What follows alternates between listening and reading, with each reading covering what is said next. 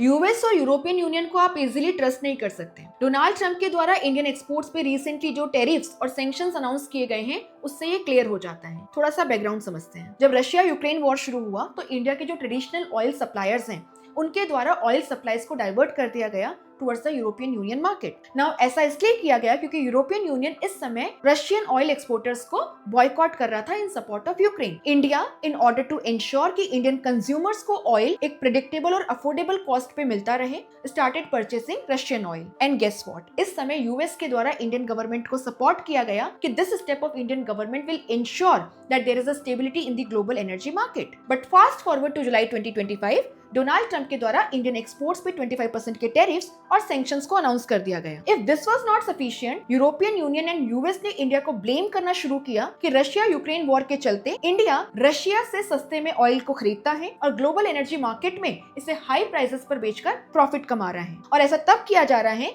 जब यूक्रेन में लाखों लोग मारे जा रहे हैं at the hands of Russian war machinery. So basically ये जो कंप्लीटली चेंज इन स्टांस है of US government and European union, ये इनकी हिपोक्रेसी को साबित करता है और इसी के साथ में एक्सप्लेन करता है कि why the Indian government and the rest of the countries do not easily trust the western countries, that is the US and the European Union. Now Indian government ने response में ये clearly कहा है कि we will take every necessary step to ensure that our economic security, energy security and sovereignty are protected. इसी के साथ में Indian government has called out the double standards of US and European Union.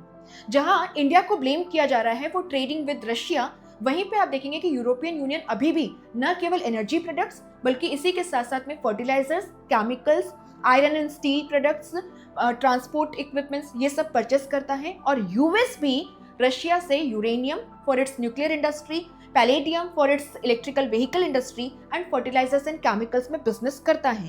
Then why this hypocrisy of calling out India? आपका इस पे क्या take है? Do let me know in the comment section and for more such information subscribe to Sleepy classes.